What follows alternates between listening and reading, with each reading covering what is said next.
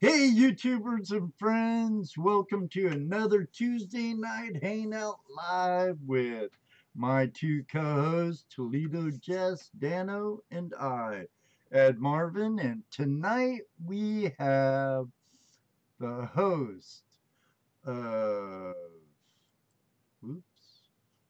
tonight we have the host of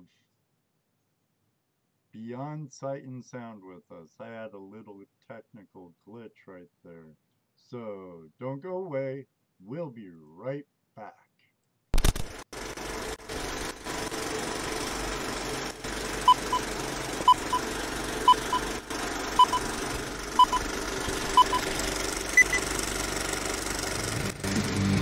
Hello everybody and welcome to another episode of Tuesday Night Hangout Live.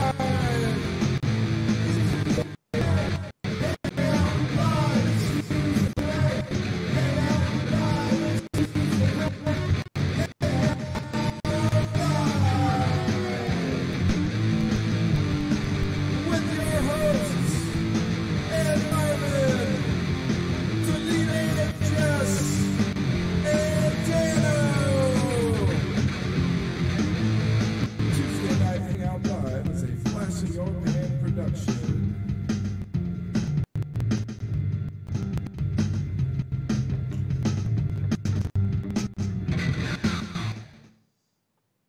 All right. Oh, man. Know what I forgot to do, guys? Unmute.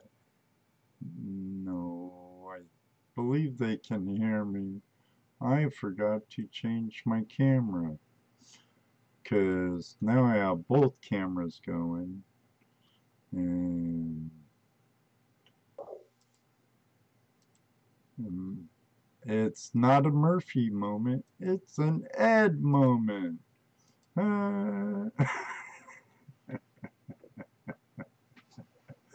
Oh well, everybody. It'll be all right. It is what it is. See what I got to put up with. Yeah. It's okay, Ed. I hear they make a car that runs on water. Hey, I'm a snake. I'm a snake. Josh is probably going, what I get myself into. Guys What? doing it. Hey, how's it going, Ed? Dano? Pretty good, buddy. Good, Still good. fighting the cold. Yeah, how's your cold tonight? Better? You know, feeling a hot shower in bed real bad, but I am here. Are you still going to the Double D for I want to. OSPA meeting? I want to. Barb going with you? I don't know if Barb will go or not. I imagine she will, but you can go if you want to come down and ride too, buddy. I don't know. I still have some soffit to do. Depends how much of the house work I get done after work by then. You need to be stepping it up. Yeah, give me a little motivation. Huh? But when you're doing this stuff all day at work, you know. I know. Yeah, you're in the trade. You know. Yeah, I know. As a mechanic drives the worst car, most carpenters live in the I was worst just going to house. say, that's why a mechanic drives the worst car. Yep. A lot of truth Who wants to to that. work on cars at home, you know? A lot of truth to that. I see we have a lot of familiar faces. And I see a lot of new ones. That too. Let's see it. Welcome, old and Kimmel. Aye. Oh, we have there's Drew Ohio with Relic us tonight. Hunter. Andrew Walholic. How's it going? Coils to the Soil is here. Our There's buddy Bob down East Detective is here tonight. Tambra must be Josh's wife. I don't know. I don't know. TSD says I'm a snake. You have to know the whole story, Tazdy. It's a pretty good one. Why Jocelyn's in Europe? Actually, you we can have if Drew you want in the house. If you want, type that in on YouTube Welcome. Oh, and watch the Houston. video, yeah. and watch the video. Oh, there's a bunch. Actually, there's a bunch of different videos. I know. There's a bunch of different videos. Oh my God. I showed my wife that video. Did she see the humor in it as we did? I don't know about the humor that you saw,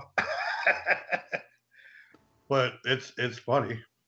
It made it funny when we was out prospecting and that snake come slithering across the creek. Yeah. And we were what weren't we Facebook Live that day? And we all started in. It's a snake. Look at the snake. I can't say all because if you listen, I wasn't doing it. Whatever, Jesse. Hey, Jesse. Jesse don't do things like that. We do have 2 tickets tonight to give away. Yes, actually, you're right. We do. Why don't you tell them about it? Well, the Buckeye chapter of the GPAA gave us a couple of tickets to give to anybody who wants to go to the Gold Show this coming end of the month weekend, which is I never remember the date for the Gold Show. But if you're local and you'd like to go, we have a couple of tickets tonight. How are we going to give them away, Ed? Oh, I don't know. Eeny, meeny, miny, mo. I don't think I can use YouTube's comment generator random picker in a live chat. I don't know. How about this? If you're in the area, no. If you're in the area and you want a pair of tickets, call in for the Gold Show. Call in. Say, I want a pair of tickets.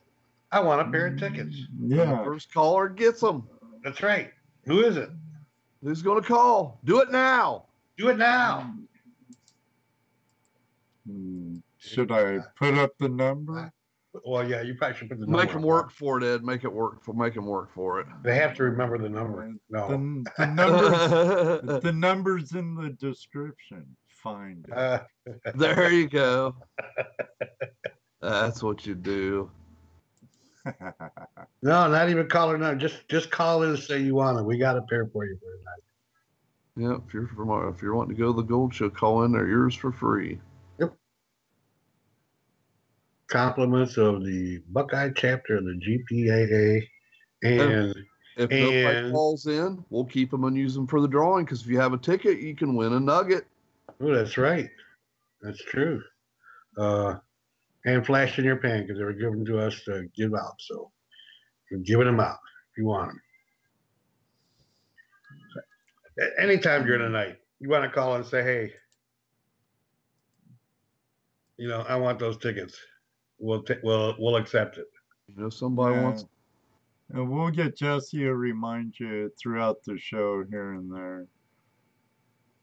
But anything else besides the Gold Show coming up? 2 weeks, right? 2 weeks. 27th and 28th. Yep, 2 weeks. Right. Clark County Fairgrounds. Flash in your pan. The 3 of us will be in the gold panning booth. Come by, say hi. Don't forget our 4th, Patrick. Don't forget Patrick. Oh, He's yeah. our 4th. Patrick. Yeah, don't forget Patrick. Patrick will be in there. Behind the scenes. That's right. Can't forget Patrick. Okay, Wayne. He's going to wear the Thanks, uniform. Wayne. We appreciate you passing those on like that. I see that now.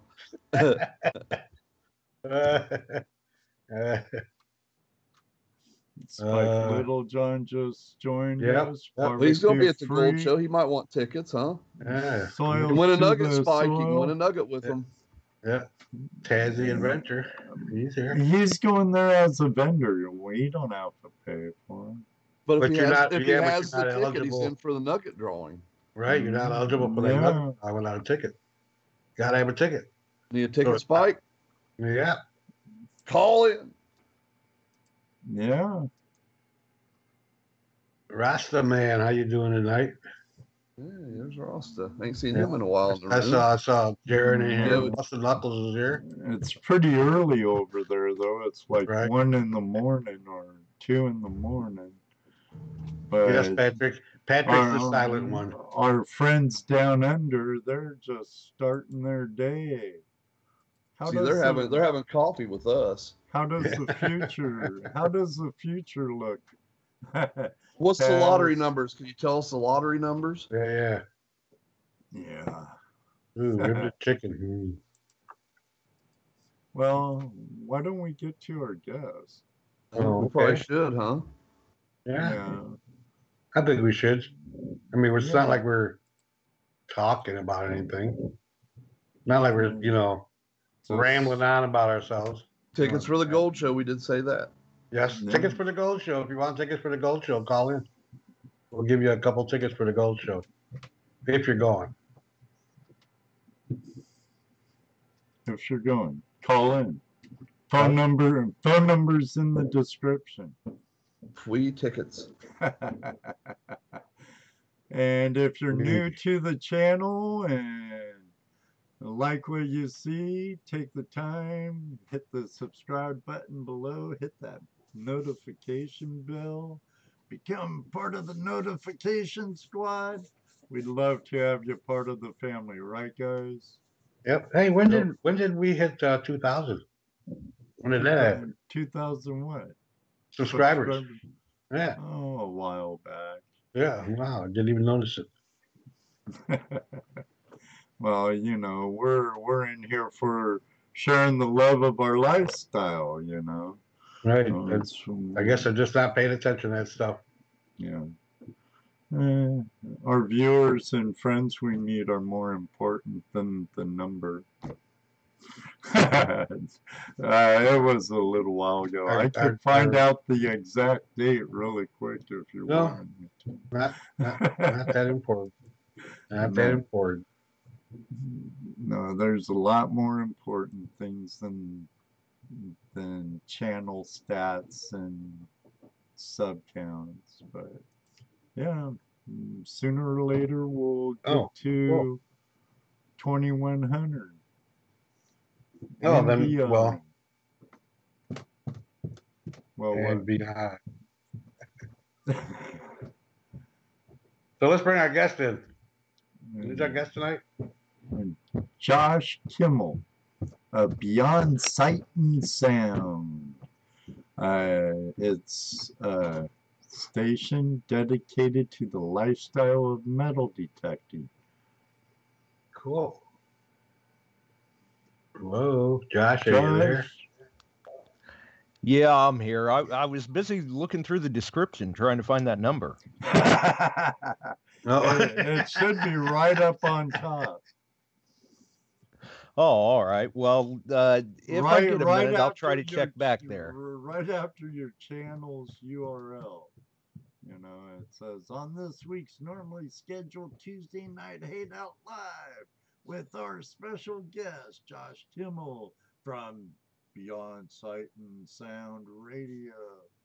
Your URL for your channel here on YouTube, then join the live chat or call in and ask us or our guests your questions. 419-741-4090.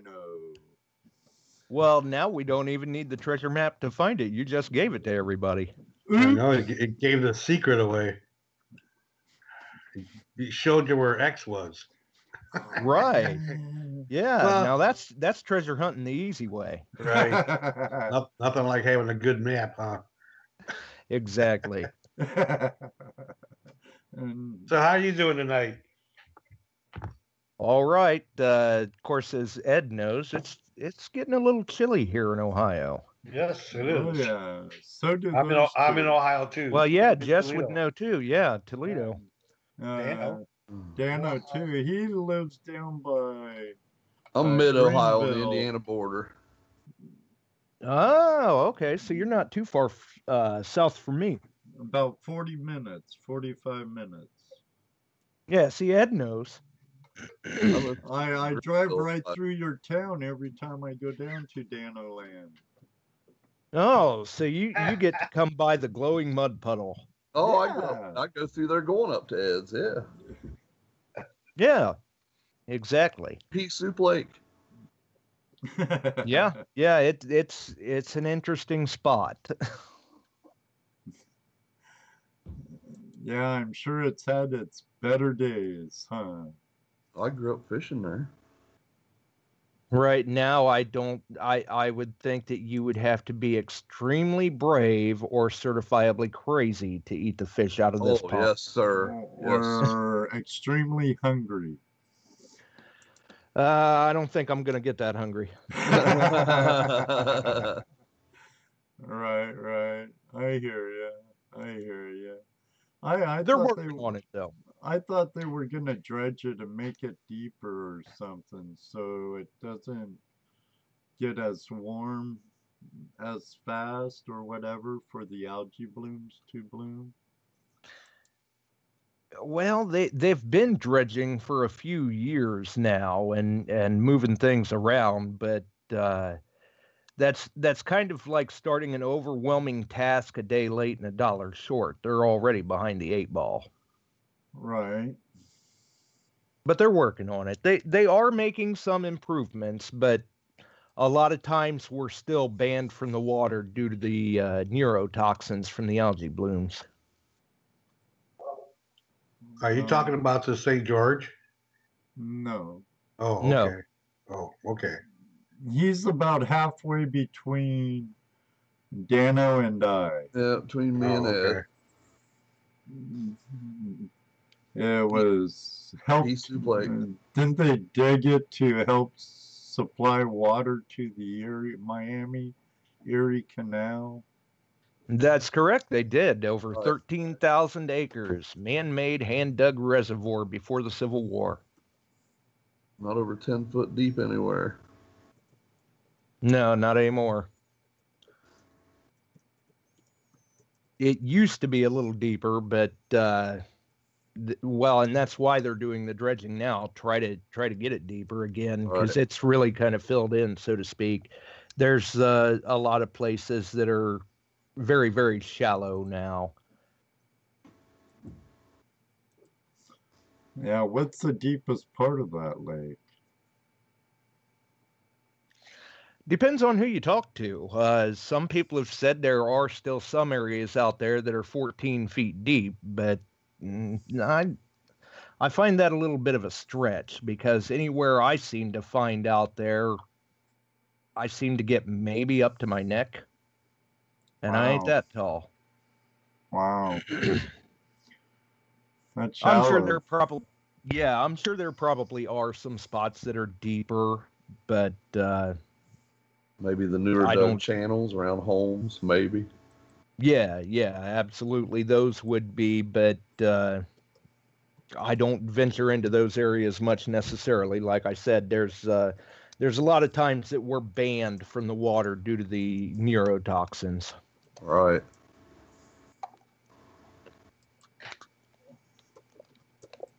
But that's the way it goes. So if we're water hunting, we try to get in there before the bans come out. But we're into the point in the year where water hunting's pretty well done for me till next season. Do they have some decent waterfowl hunting on the lake? Oh, yeah. I mean, there's geese all over the place here. You get anywhere around the lake, and you literally see them in flocks. While you're stepping on their trap. Right. It does make it a little interesting, though, because you do with that much waterfowl and geese and things of that nature around, it does greatly increase your potential of recovering a bird band.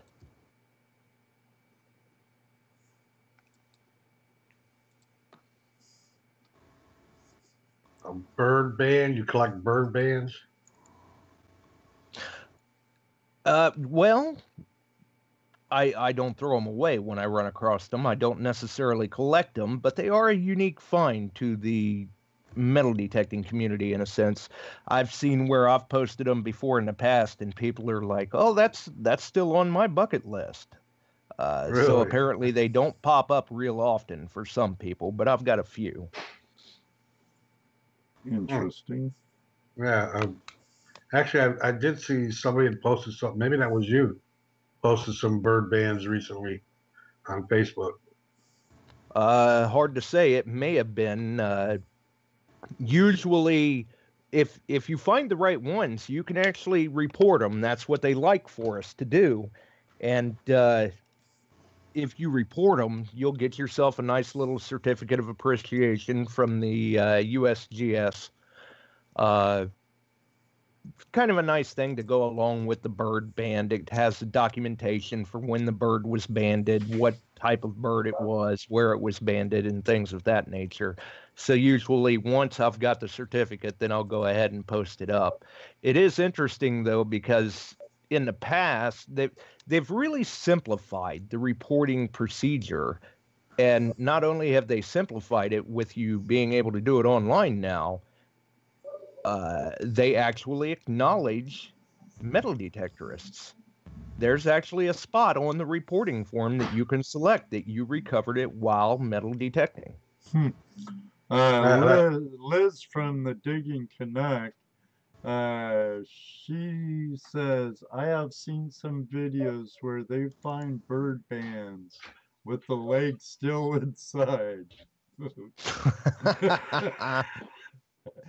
No legs inside the ones that I've found. No birds were harmed. No bones were recovered. Well, that would probably be something that you would see, because if you're out in the woods and something, another bird catches like a pigeon or something, eats the pigeon, drops the legs, like the band. Okay. Right. Yeah, it's possible. Red-bearded relic hunter. I found 2 this year looking. Oops, I started reading 2 different comments. Damn chat moved. I found 2 this year. One is old, no legs. No legs. Nice. Well, if he's found 2 bird bands this year, he's doing well. Our friend Drew, Josh, he has a question for you. What's on your bucket list? Well, my bucket list, I guess you could say, is kind of like a smorgasbord. I'll take one of anything and everything. I don't care. I'm not picky. Something you don't have yet. But as far as things that I haven't found yet, everybody's got that elusive gold coin that someday maybe we will or maybe we won't find, but it keeps us all out there striving for it. And I don't know. I really like the seeded coin series, and I've gotten the seeded quarters, but I can't seem to run across a seeded dime or half yet. I'd like to find one of those. One day. Thin Blue Diggers 5.0. What is your oldest coin found in Ohio?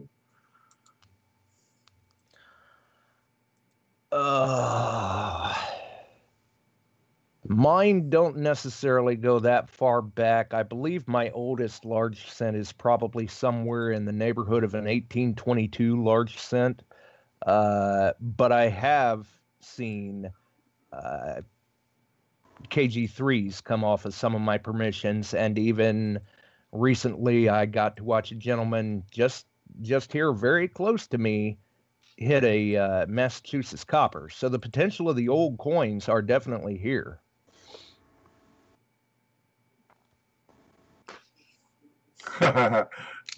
Now he goes, Josh, why did you say or Uh-oh. Then Drew laughs his effing ass off. Drew. Maybe we could get Drew a call in. It sounds like his filter's dialed back a little bit though already. Already? Jocelyn's across the pond right now, so he may be primered pretty well. Well, you never know. You got to keep an eye on Drew. He'll keep you on your toes. Great guy though. Really great guy. Yeah, I had a real good time getting to know those two during this year's FOSIC at the Swank West property. Right. And I'll tell you, really, that's the best time to get to know Drew is during an event or after an event when everybody's just kind of hanging out. If you see him on air, that's not necessarily the best time to get to know him because he's a little reserved. But just a little reserved. I think I better look that word up. Yeah, him and Jocelyn stayed with Scott, Patrick, and Sue, and we were camped right next to him, pretty much. Oh, what you guys had the best spot to be then, right next to him there. Oh yeah, like pretty much right next door. Drew was over at our camp a bit visiting. Great guy. Yeah, he really is. I mean, all joking aside, very serious, very passionate hunter, and really gets out there and goes after the history in all shapes and forms. Oh yeah, he very knowledgeable person. Yes, he is. Yeah. Top Cat from the Motherlode area of California. What's your best find and what's its worth? Well, normally my best finds in the hobby are actually the friends and connections we make. You know, like Drew and Jocelyn and Coils to the Soil, people like that. You know, you guys, the tangible finds, they can come and go, but the friends and the memories you make, those are the real treasures as far as I'm concerned. I've got some finds that, you know, who knows, they're probably worth maybe a couple few $100s or something like that, but I really don't pay much attention to the value of items because I'm not one that necessarily sells finds or anything.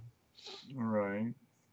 And you have kind of a side gig or a side full-time gig where you actually go out and recover rings and whatnot.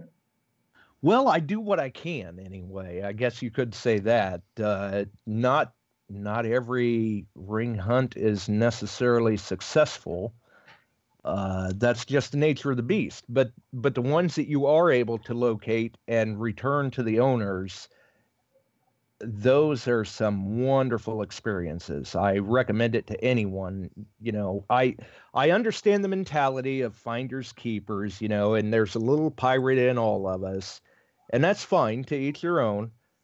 But anybody who's never returned a ring, I always recommend do it once, just so you've at least had the experience. After that, hey, you know, to each their own. But for many of us, once they've done it once, they usually have no problem doing it again when they see the impact that it's made on that person's life. Because you can't put a price on giving someone back a piece of their life. Yeah. Well, I'm sure everyone has that one object that they've lost that they would love to have back. Right. Know? Yeah. I mean, maybe they can buy a replacement, sure, but it's not the same. Right. And when you see the impact that it has on someone's life, you're going, well, I know what that item was worth in scrap gold or scrap silver or scrap platinum, whatever. And it's more rewarding to see it return to the owner so that story can continue. And just because we return them, that doesn't mean that, you know, we don't have any, because a lot of times there's plenty more out there for us to find that can't be returned. And it seems like a lot of times when I do that little bit of good deed and return a ring, not too long after that, I usually get a nice reward finding a nice gold ring that's mine to keep, or a diamond ring that's mine to keep. So I'm okay with it. Right. Yeah, I've noticed that some of the videos I've seen where someone has returned a class, especially like a class ring, it really has a big impact on those people. So that's absolutely. Yeah, that's always cool. That's like you said, it's like me, selling gold that I find. It's not the easiest thing to do because it is gold, but there's more out there, and I can get more. So right. it's no deal. Not the same thing, but Well, and a lot of times those videos, like those ring return videos of a class ring, a wedding ring, something like that, right. A lot of times those are the more popular videos on my channel on YouTube, because everybody loves to see a good story. They love to see a happy ending. You probably get a lot of shares on those too. Yeah, occasionally.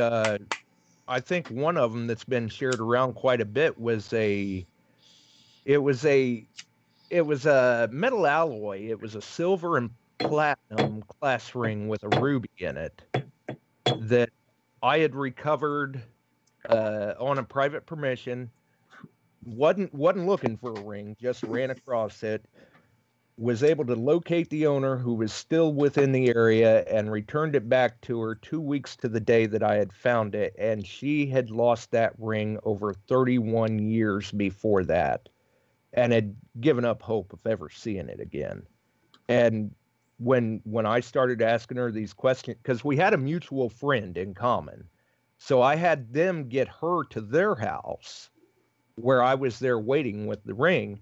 And when I started asking her some questions and opened up that box and showed her that ring, she just broke into tears.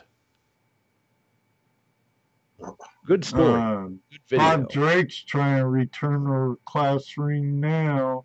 And I believe Jaron, about a year or so, didn't you find a class ring that he was trying to hunt down the owner?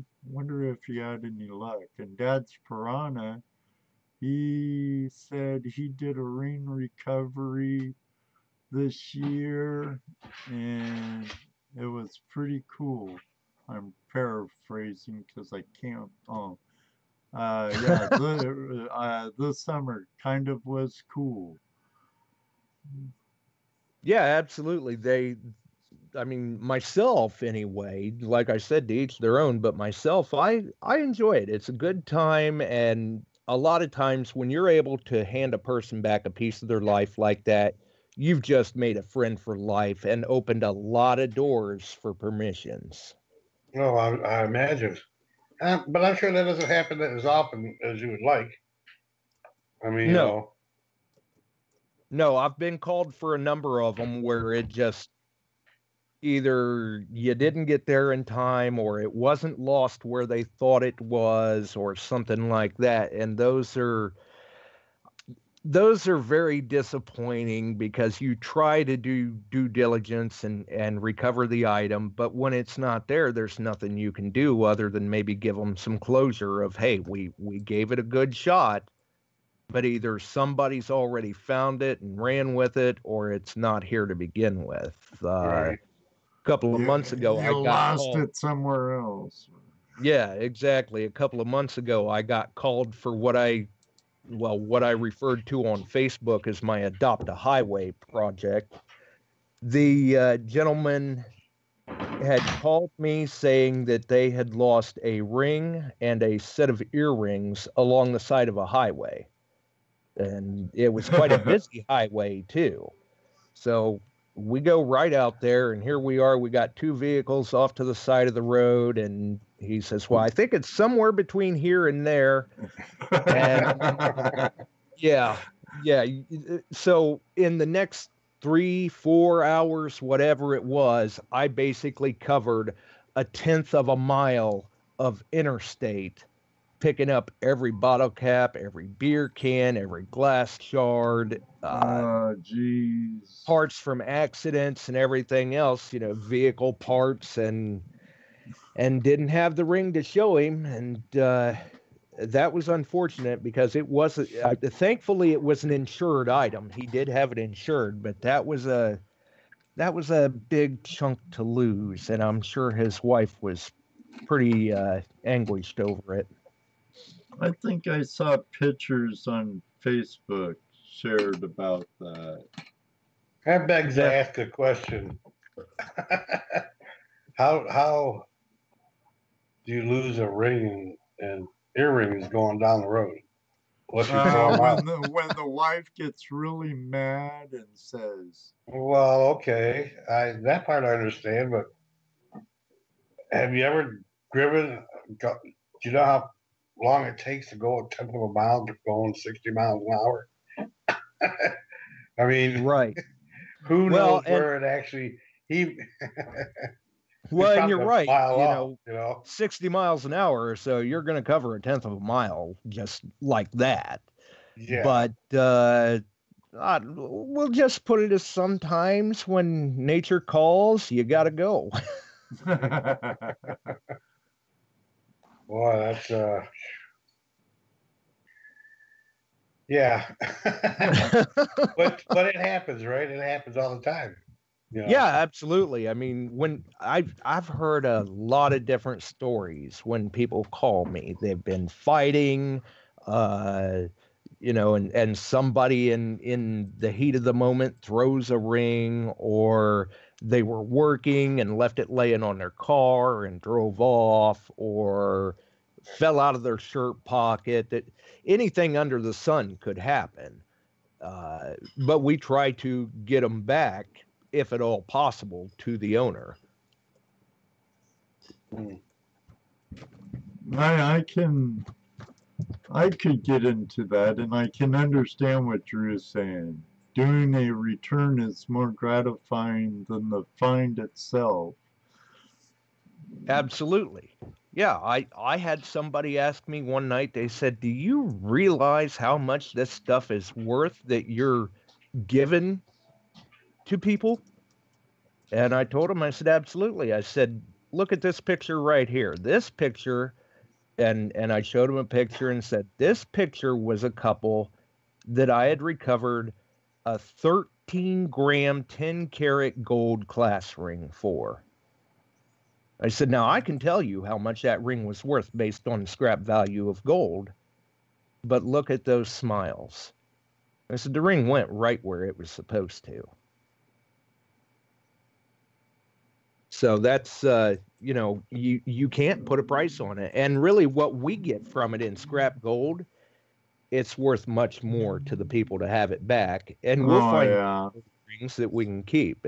So it's no big deal to let a few loose. And it's the right thing to do. Like Drew says, one word, karma. Yeah, you reap what you sow. What comes around goes around. Or what goes around comes around.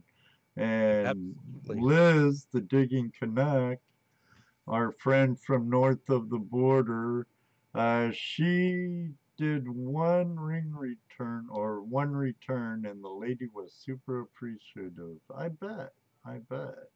Yeah. Actually, if I remember right, that 10-karat gold class ring, when I had returned it,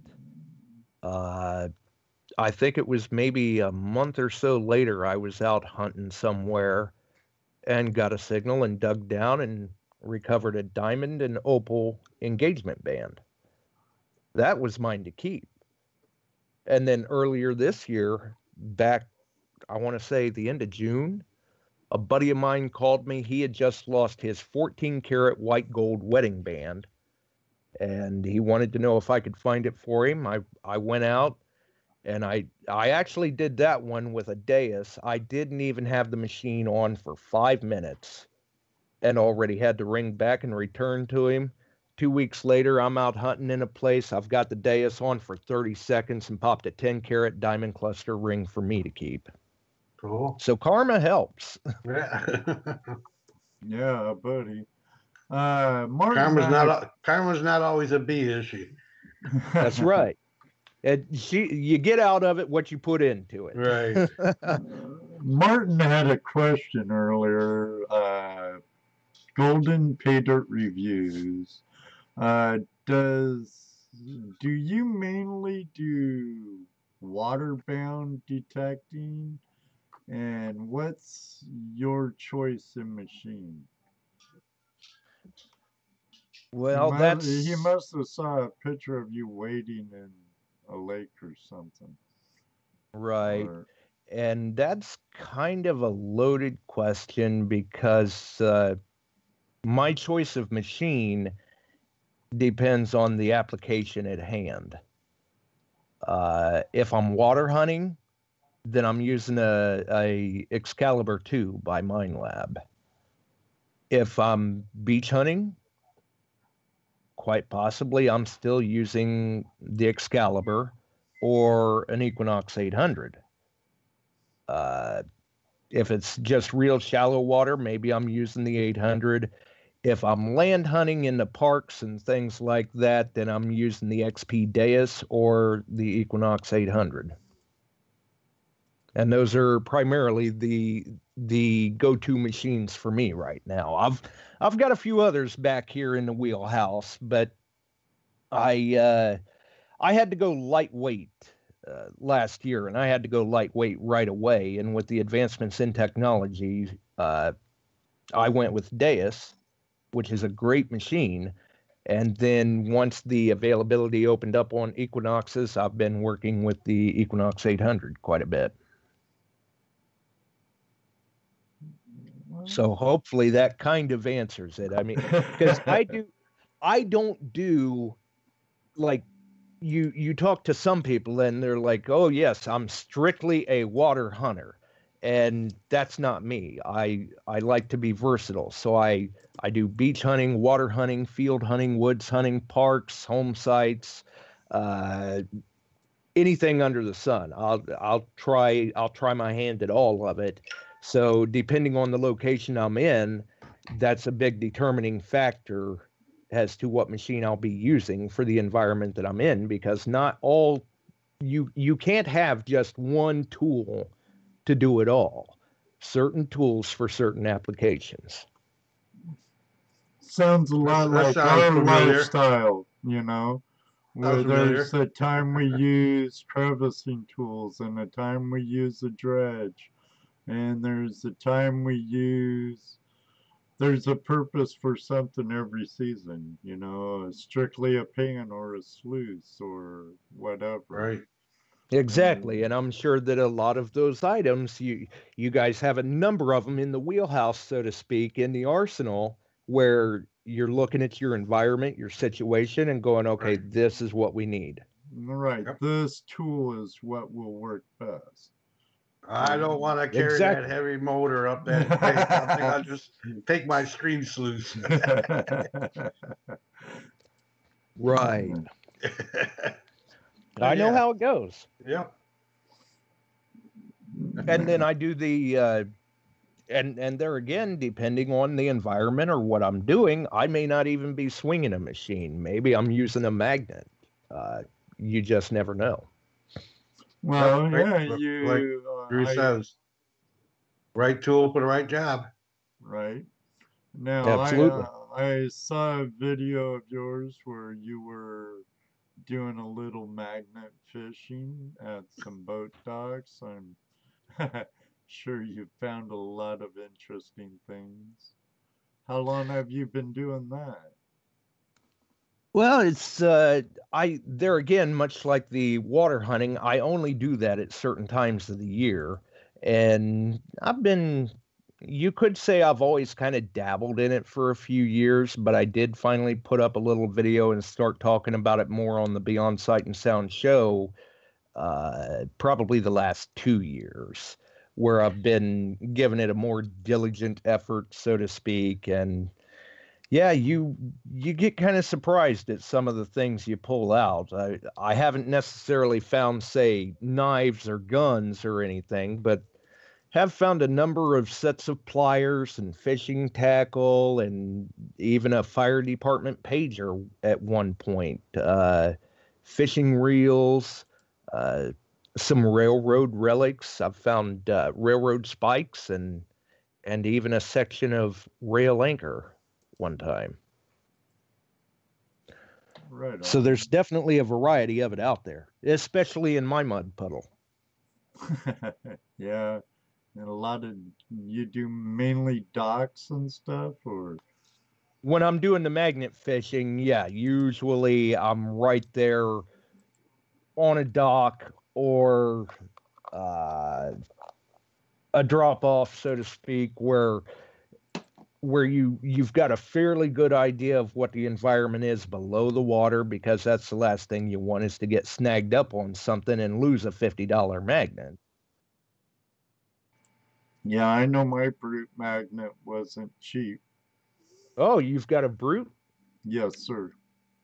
Good magnets. That's what I use too, actually. They're a great company to deal with, Brute Magnetics. Yeah, it seems to be, I'm thinking about going stronger though. You know, get a little Tim Toolman Taylor on it, need to rev it up a bit. Right, put a winch on the front of the truck. Right now I have a 500-pound magnet, and I thought maybe, you know, what if there's a safe in the canal or somewhere? How could I pick it up with that? Maybe a 1,000-pound magnet or something.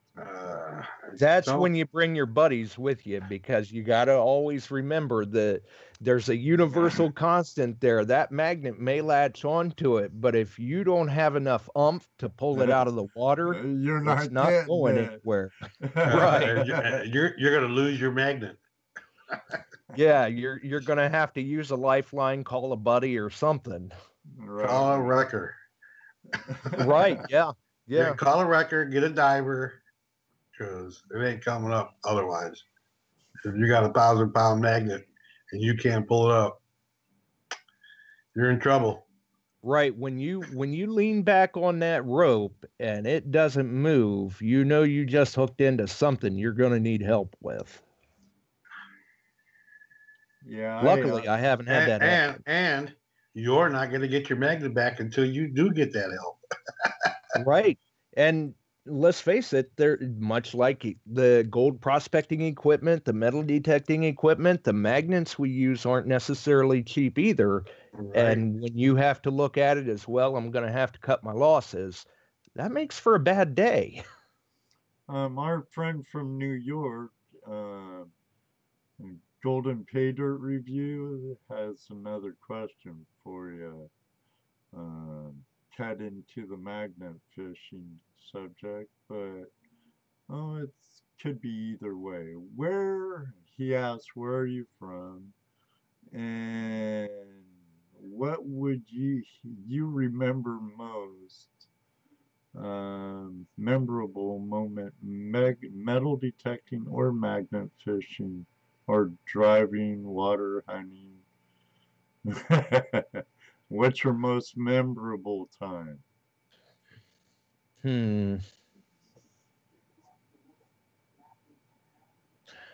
I guess the memorable times would be when I finally find that lost item that someone had me looking for, and the realization hits them that I'm actually holding it. They thought I wouldn't find it, but I've actually got it right here.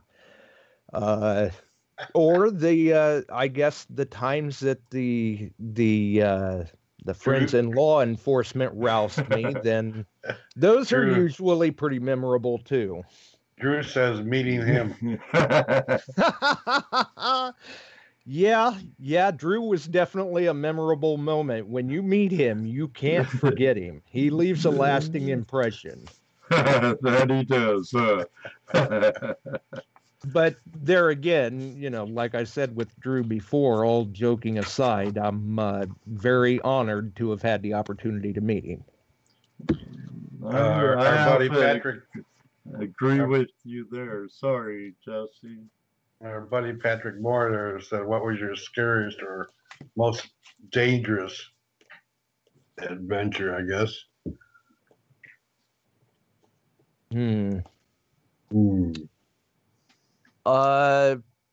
Probably the times where I've gotten a signal and I find out there's a sinkhole or something where all of a sudden you get that digger into the ground, that shovel into the ground, and the ground just kind of falls out from under you. Ooh, that's got to be scary. Yeah, and you're kind of going, oh, what is down there? I don't know if I want to pursue this. Another one, though. Or worse than that, how far over the hole am I? Right, yeah. Another one, though, that kind of falls into both memorable and scary. I was out hunting in a park one day that it's all gated off. There's multiple roads that go through this area, though. And a lot of people will use that as a route to kind of cut across town, so to speak. And I'm hunting along a couple of big old trees, and I'm just, I've got the headphones on, no worries in the world, just enjoying the time outdoors. And all of a sudden, I get this feeling that this is not where I should be. I need to move.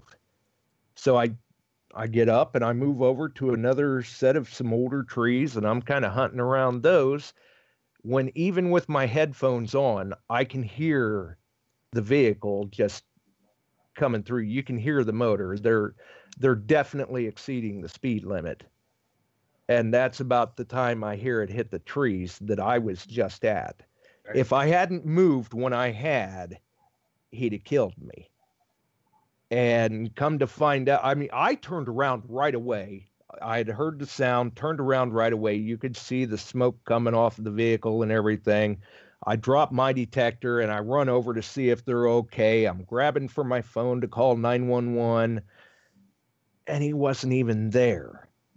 He had already bailed out of the vehicle, jumped in with a buddy that was following him, and took off from the scene because he wasn't supposed to have the vehicle to begin with. He was under suspension, and he was on quite a number of illegal drugs at the time, too. That one kind of reminded me, wow, you really do have to remain aware of your surroundings and everything. Because like I said, I had just moved. If I had still been there like 5 minutes later, he'd have killed me. Totaled the vehicle. Like Canuck says, guardian angel moment. Right. Yeah, that one was that was a little concerning and everything. After that happened, I gave my statement to the police of what I knew. I told him, said, well, I didn't really see anything. My back was turned. I had headphones on, but I did hear the accident. And then I decided, you know what? I'm going to move on to someplace just a little safer for me, maybe. And I guess you could say there was karma again. Got over there and got a signal. I thought I was digging after a silver dime with maybe some iron in the hole, and out pops a 1902 New Orleans Mint Barber half. Drew brings up a good point. When you're out doing this stuff, it's really best to take a partner with you. Try not to be alone. Not for fear, but in case something happens. Exactly, because you never know when something could happen. It happens that quick. Right. And years ago, I used to be kind of more the solo hunter, but anymore, yeah, usually I hunt with a partner. Right.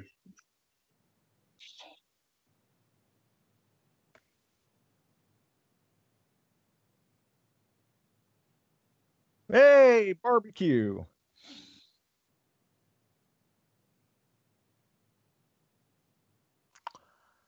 I had my mute on. How far have you traveled to detect from Barbecue Freak? Well, I've been fortunate enough to be able to get a little bit of traveling in, but even at that, I haven't necessarily went real far. I did get the opportunity to do some water hunting in Cape Cod, Massachusetts a few years ago, which nice the scenery there is just beautiful. It's definitely a good experience to basically stand on the edge of just nature's beauty at its finest. It's really awesome place out there. And I've probably traveled as far west as maybe border of Illinois and Iowa. I mean, really, the history is all over the place, and sometimes there's just no place like home. Right. Now, from Ozark's Detector, which find was your biggest heartbreaker? My biggest heartbreaker. Yeah.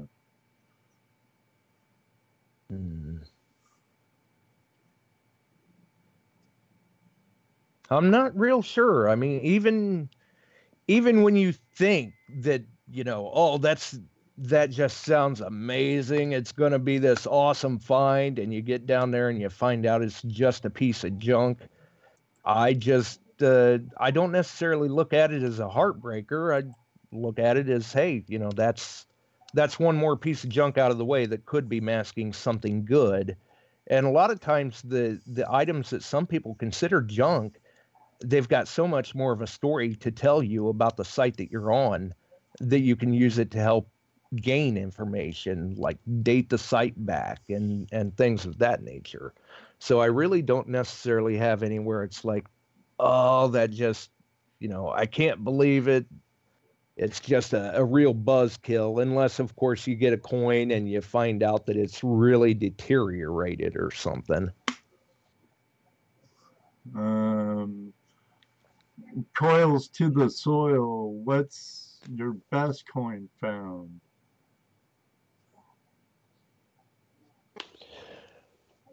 Well, I did really get a kick out of that 1902 New Orleans Mint Barber half. It had a lot of details on it, so it might be a fairly valuable coin, but and that's the thing too. A lot of times, just because it's old doesn't mean it's valuable. Well, but I really just your best coin could be what you like best. Yeah, I was going to say, I really like an 1855 seeded quarter that I had dug a few years ago, because when you dig a coin like that out of the ground, you are the first person to touch it since the last person lost it. And a lot of people go, wow, that's a great looking coin. But I found myself thinking, wow, can you believe this? This had to be a traumatic loss for this person. That was a lot of money in those days. Yeah. But really a cool design of coin. I just the coins of yesteryear, they put a lot more time and effort into them. So I really love those designs. Really love to dig up the barbers, the seededs, the old large cents, the Indians, stuff like that. You have an open invitation to Philly at Drew's anytime, Josh.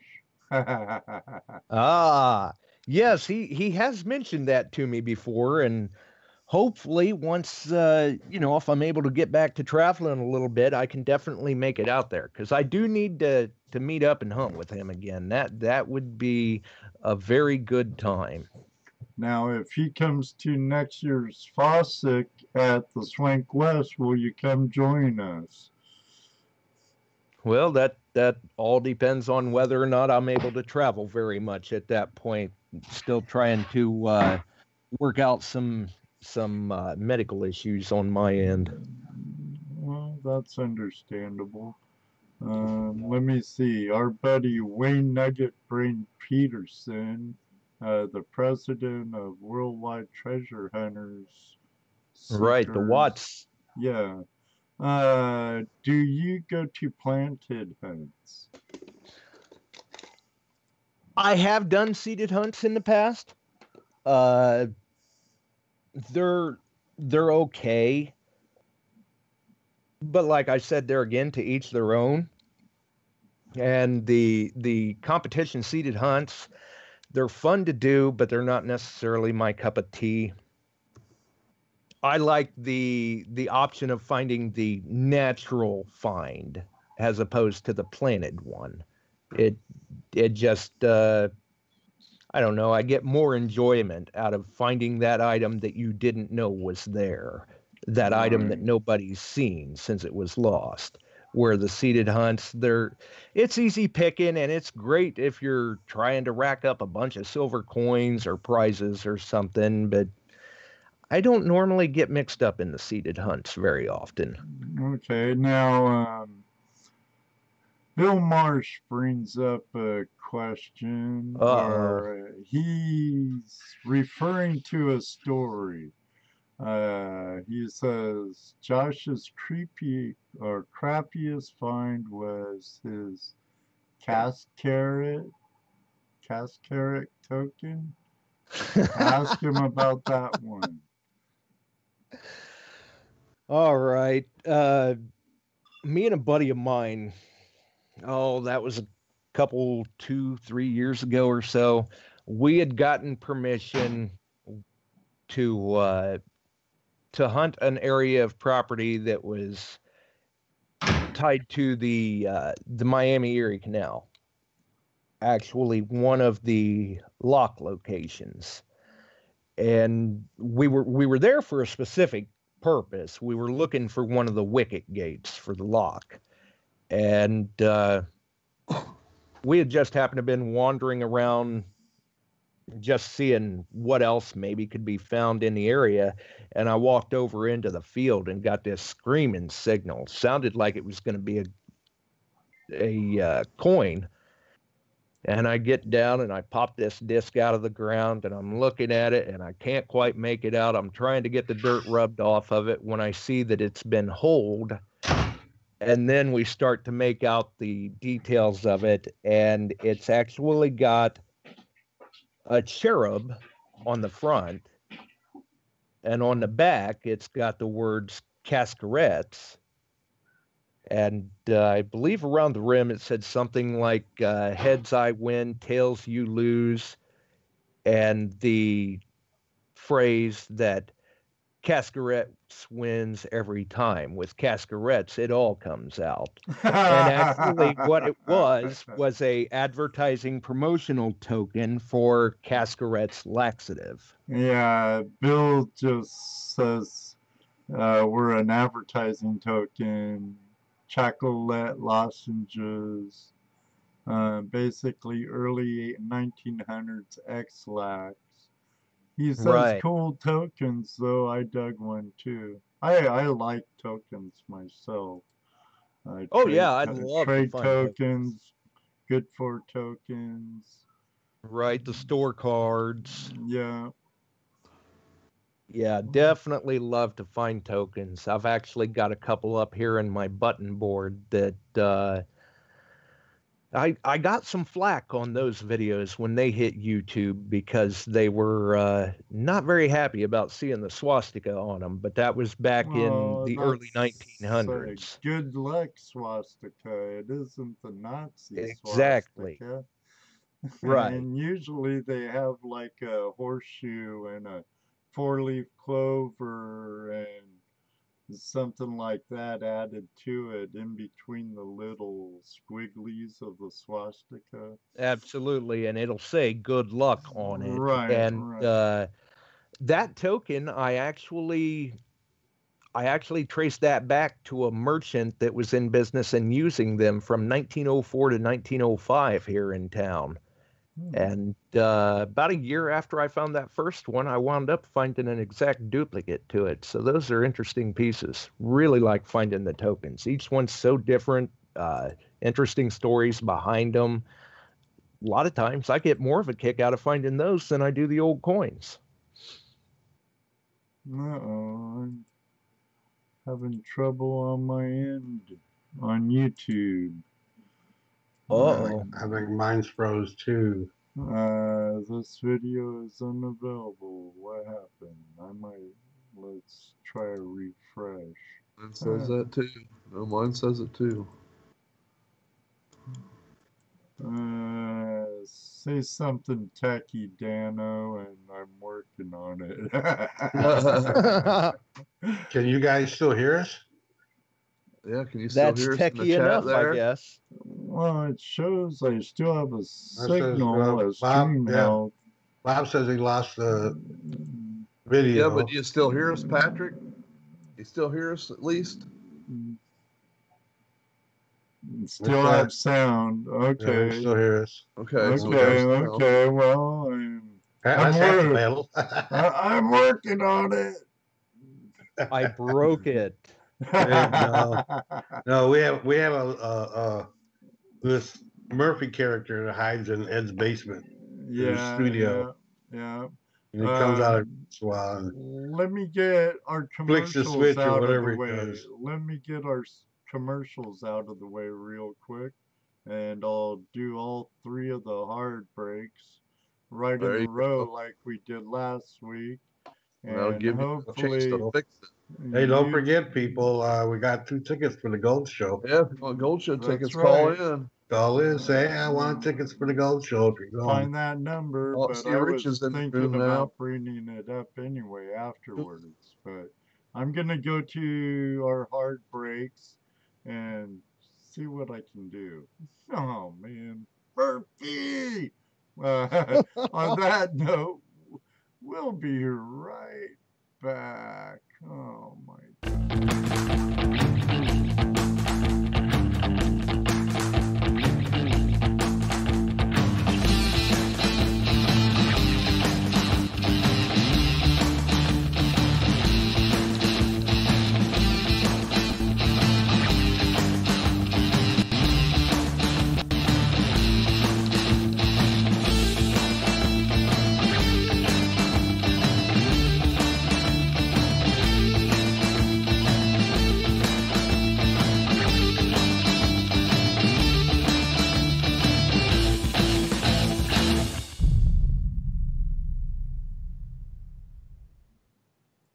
Adventure, mystery, discovery.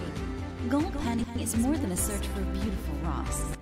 Panning is a journey that can take you to amazing new places all around the world. It is an experience for all ages, bringing families closer together and fulfilling a spark of excitement when life has grown too dull. The Gold Claw Pan makes it easier to take part in the journey than ever before. This expertly designed pan is made for any skill level and any age.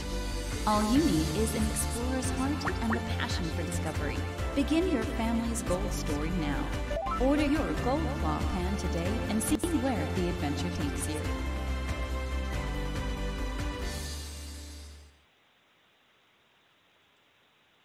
Hey, this is Michael from iPanForGold.com. You know, I love to receive emails and photos of the gold my friends recover from our pay dirt, and they're not too shy to tell me about it either.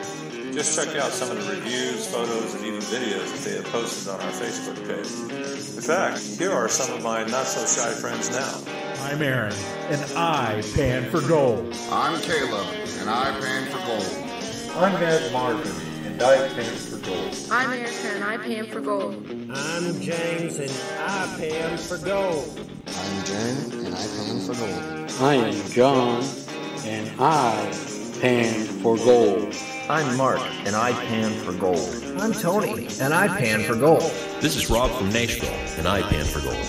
Be sure and check our Facebook page and website for the latest offers, blog articles, and videos.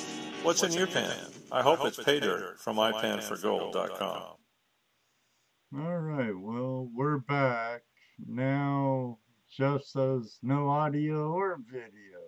It's gone for me completely. I can't even get YouTube to come back up. I tried to refresh, and it won't come back up or nothing. Really? Good thing I called in so I could hear you. No doubt. Hi, Drew. How you doing? So if I win these Gold Show tickets, does that mean I got to drive all the way out there? Yep. Yeah. Man with the plan. There you go. HD Shovelhead says audio here only. Okay, well, I guess now we're radio. Welcome. Right, we're beyond sight and sound. For YouTube radio. Live radio. How YouTube Ed, your video disappeared a while ago, and everybody else has kind of been frozen. But Josh's banner's been going across the top, and the sound's been good. Okay. Because it just recently said on my dashboard that this video is unavailable, and I'm like, what the heck? Yeah, it's a YouTube problem. Yeah, because YouTube's not even coming up for me now. If I didn't have Skype, I wouldn't be on. And my brother just lost everything. Is everything the same way? Is everybody the same way? See, you can't take me anywhere. Are you guys still here out there? Frickin' Murphy. It's my fault. It's my fault. The one night I decide to tune in because I have nothing else going on tonight for a change, and everything just goes to crap. Oh no, this is happens. This is nothing new. Murphy was nice to us last week and taking a vengeance. Yeah, making up for last week, I guess. Oh wait, what the hell? No, I can't get my YouTube back up. Oh, I can't. My YouTube's been gone, and Patrick just texted me and said his is gone. Well, I tried bringing up YouTube period on another tab, and it won't even come up. No, YouTube's out right now for some reason. So it has to be YouTube. Yeah, because I can't even get it to come up now. I tried to hit refresh, and it just went off. Yeah, mine's gone. I'm also recording, so we could let it go. And we have a caller on the line. Hello, caller. What's your name and where you calling from? Well, some people like to call me Daddy, but you can call me Drew. What's going on? Right. Guys? Well, I got tired of sitting there typing on my little tiny cell phone. Oh, I know, right? I can understand that. Thumbs can work so quick. Holy. Hey, I try to cut corners and use that speech to text, but it's like Ozzy Osbourne trying to do voice commands because it never puts down what I say. Yeah, you better proofread it before you push send. Yeah, man. Yeah, believe me, I've made that mistake more than a few times. Yeah, it don't even. It starts speaking to me in Spanish. I'm going, wait, what?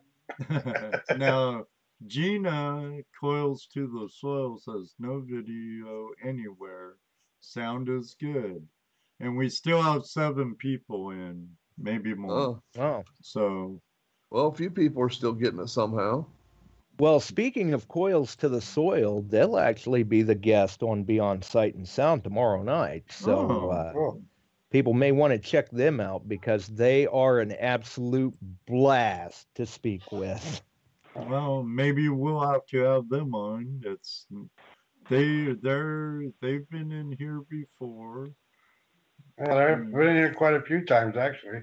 Yeah. Yeah, I'm hoping we can get them a few subscribers at some point because in 6 months they've already put up over 60 videos, but they're still young as a channel, so they've only got 300 or 400 subscribers, which is that's low for the content they're putting out. Well, head on over to Coils to the Soil and check them out. If you like what you see, please hit that subscribe button and don't forget the notification bell. Right, got to turn that bell on. That's right. So what are you doing, Drew, since I'm on a little mini. She's in Holland right now, and I think tomorrow they have one more day there, and then they're off to Sicily for another rally. So I'm kind of like on a little mini vacation where I actually have time to sit and listen to shows and interact and have have some me time, which has been like, I hate to say it, but it's been great. Hey, also though too, it sounds like you finally got over that cold, so that's great to hear. Yeah, Yeah, there was like 2 weeks that was kicking my butt. Right. I'm there right now. Yeah, hopefully you'll get well soon, Dano. We have the show in 2 weeks. Well, there's no problem in 2 weeks. It's just this next weekend might be rough. Yeah. Hopefully you'll get better. You know, we're not getting any younger, Sonny. I know, buddy. Trust me. I fall down, go boom, I don't heal. You know, I kind of wanted to touch base a little bit on those seated hunts and maybe interject something. There's 2 reasons I like seated hunts. One, it's because you get to go hang out with friends. You get to talk to people and meet people you've never met before, maybe talk to online. Absolutely. That's the one reason why I get mixed up in them from time to time. I do like to meet everybody. Yeah, it's a huge social event. But on the other hand, for people that are new to the hobby, it's a great experience to learn your machine, because say you've never dug a nickel before, or a ring or a silver dime, you can actually learn what that machine is telling you when you get to go over a target that you know is already there. Right, so, and it's also a great way to learn how to adjust your settings on the fly, because a lot of times you can run into crosstalk with all of those different machines. Absolutely. Like, I can't get anywhere near a CTX or an Ace 250 with my machine because it drives it nuts. And now I'm finding out that the Equinox is doing the same thing. Yeah, they don't play real well next to an Excalibur. Well, yeah, that kind of doesn't that give you an opportunity also to help someone out that's new? Maybe give them a few pointers, help them out. I know, when I get out there, which isn't often, but when I get out there, I always use help. Yeah, I mean, and I was able to get out yesterday with Kent Davis, Wendy Davis, and Bernie Connor, and Bernie was swinging the E-Track, which is what I primarily use, and he had asked me to look at his settings, and I looked at it, and I'm like, how are you finding anything? This is like, you've got it, So I said, here, let me show you a couple different ways I use it, and I'll kind of run through it with you and explain it as best I can. Hopefully it helped him. He did say to me while we were hunting that it was like a whole new machine to him. So I mean, that's good, because you gotta help each other out. That's part of what it's all about. Absolutely. I would have to agree. I mean, that's the great thing about the Detectorists. We are generally a very friendly and helpful community. We love to help each other. Generally. That pretty much goes, yeah. You can pretty much say that about all of us in the treasure hunting community. Right. Whether it be gold mining or metal detecting or just bottle hunting or any of that stuff. Right. It's not like, I guess, back in the days when you guarded your secret spot, with your life. It's not so much like that anymore. I mean, some of us still guard our spots. Be careful. Yeah, you still gotta be careful. Definitely.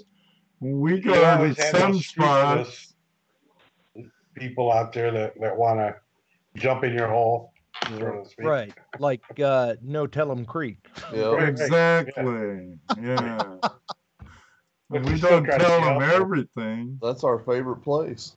Yeah. Well, you know what they say. There's always one jackwagon in the crowd. Yep. Yeah. That's the ones that spoil it for everybody, though. Let me say, and realistically too, with people that like to claim jump, so to speak, where you take them to your spot, and next thing you know, they're bringing everybody else. Right. And then not respecting the property.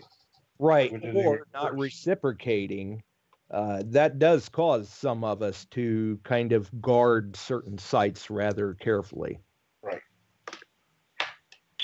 And I'll tell you, it's a shame, and it's not really a rampant problem, but I am the bigger our hobby gets, the more people that are involved. I'm starting to see more and more of that stuff go on. And absolutely. And it sucks because I think it depends on it kind of depends on the purpose that person got into it. Did they get into it to have a good time, or to get into it to try to make a living at it? Because I mean, I've met people in what we do take it to a level that is, oh my they're God. trying to make a living at it, and it's not. There's just not enough gold there, right? To really make not here. Not here. I tell you, if I was like where Top Cat and Jerry and my brothers at, or even back home in Washington, you could actually go out. It'd take a lot of hard work and busting your nuts and stuff, right. But there is a chance of making a living at it, and a good one, or better chance of going broke.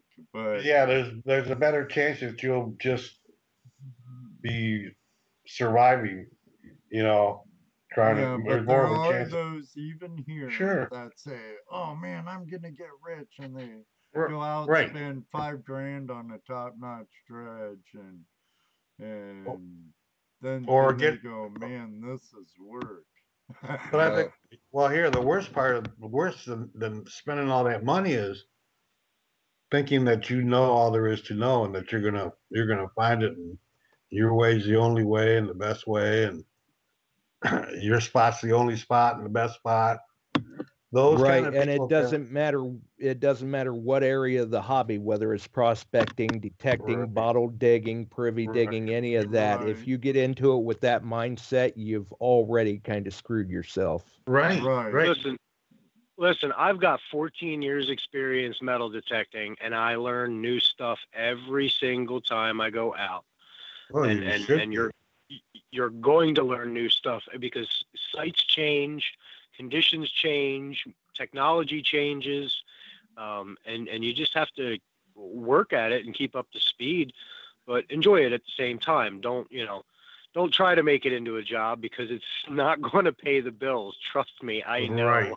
Right. Just have fun with it. Enjoy yourself. Treasures the people you meet and the journey you take. Absolutely. That's right. Couldn't have said it better myself.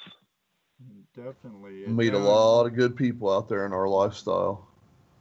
Oh yeah, I referred on Liz's channel, actually on our video today. Charlie from Reezer's Treasure Emporium sent out a chain coin. It's gonna go to detectorists,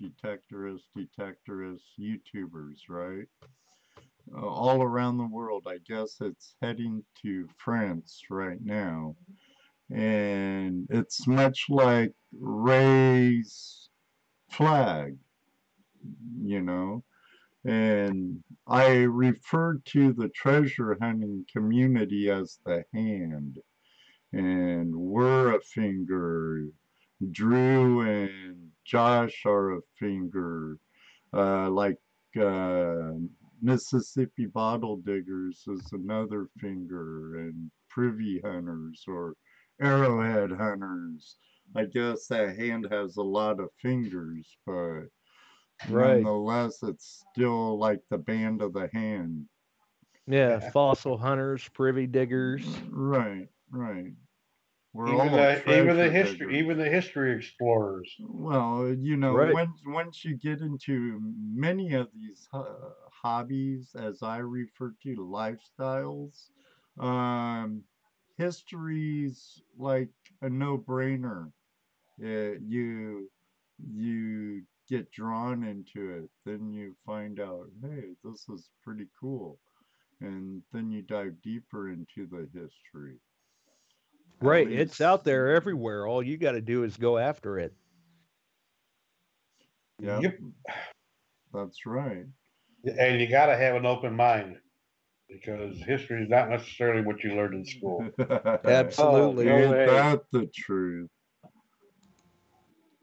Absolutely, I would agree, and that's why I tell people, that's the great thing about the hobby of metal detecting. As long as you're open-minded, like Drew said, you will literally learn something new every day. Yep. When you think you know it all or learned it all, you might as well put your gear up. You're done. We have a report from UK, Coils to the Soil UK. YouTube is down global. If you go out, you won't be able to come back in. Yep. Reported problems in the UK. It's happening here too. Yep. It is not responding at all. Skype is what we got. Yeah. Wow. But we do have 4 listeners. It jumped down to How are 3, they listening? then 7. I don't know. Soros strikes again. No kidding. Doggone Murphy. It's the Russians, I tell you. The Russians. Whatever. Right. Russians, Nazis, Chinese, whatever. But stay on YouTube. I'm just going to cut it for now. Thank you all for joining us tonight with Josh. We'll have to have you back in the future, Josh. And Drew, thanks for calling in. And thank you, everyone, for being with us. And the few holdouts, thank you very much for sticking in there. Find some treasure. We'll do 4 giveaways next week for the tickets to the Gold Show. Hey, I'd be more than happy to come back again. You guys have been a blast. And while people are out there, if they're looking for some different things to learn about, they may want to check out another great group of people I've gotten involved with recently, which has been XP Team USA. Great group of folks over there. Now, metal detectorist? Metal detectorist? Yes. Okay. Yes, we're all out there using the dais, and okay. They're making some really great finds with it too. It seems like we've become a detectorist show almost. Next week is Liz from Digging Canuck, and since we have no video or anything, and there's so few in here now, we could do the giveaway for the Gold Show tickets next week. And I'm glad you've had a really good time, Josh. I've had a good time with you here too. It's fun talking. Oh yeah.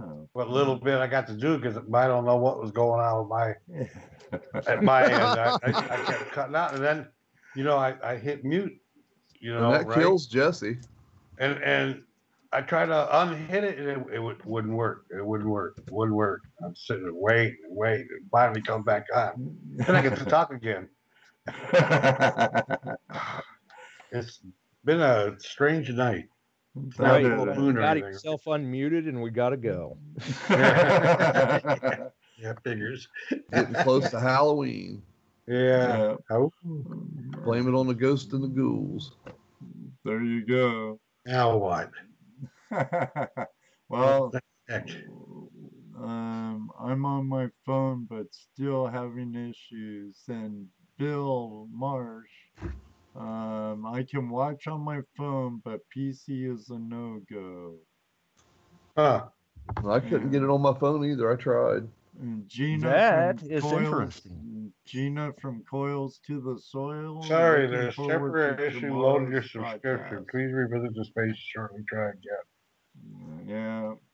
And frickin' Yahoo. I mean, YouTube.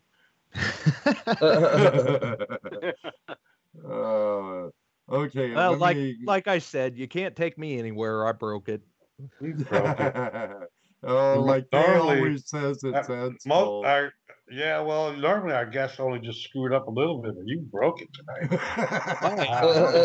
Hey, if you can't be good at it. There you go. There you go. Nothing. Can't see nothing. No. All right, everybody. Thank you all, Bill, Patrick, Gina, whoever else is out there, and all those who stay till the end at the rewatching of this. Thank you. And it wasn't Murphy, it was YouTube that caused this. Yeah, Murphy. buddy. So I don't think even going to credits will be anything, but no, just cut her off. The music is nice, though. I like the music. So until then, may you always have a flash in your pan. You know what he's going to say next. That's right. That's right. I always do. Maybe one day, too. We'll see you on the river. Good night, everybody. Good night, everybody. See y'all. Are people still listening? Yeah, actually, they are. You playing the credits? Do we need to mute or what? No, that's up to you. Doing the same thing. Thank you. Credits. I like that bluegrass. Can you hit fast forward?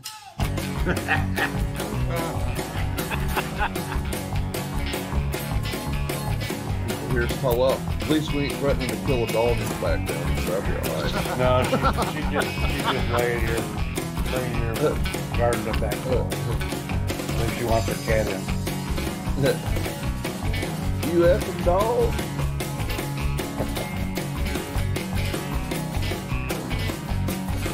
It's amazing how the mute button gets forgot so much. Good thing my filter's on. Yeah, really.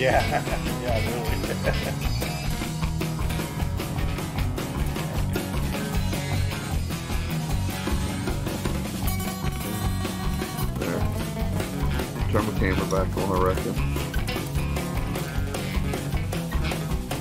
Guess he probably can't. Of course, he's probably dead again in the water. Let me see.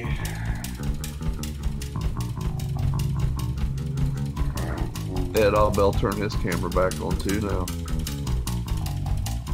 Yeah, pretty quick. Is it done playing yet, or are we still interrupting it? You're still interrupting it. Okay. We are, rather. Why not? But you don't have the camera on, right? It's dedicated to this program, so. I don't want people to see me 2 knuckle deep in my nose. Why we see it live in person?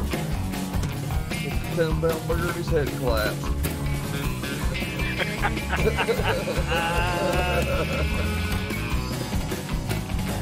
Man, Jano, I almost spit coffee all over my laptop. You mean your teeth didn't come out? I had those things in. Working real hard doing all we You got can. lost on Patrick's one night. Every day on Dredger Bay, flashing your plan. You had Every Aaron day on Gas and Dredger Jesse Bay, Stone. flashing your plan. I've found several sets of dentures, throughout the years privy digging, and I always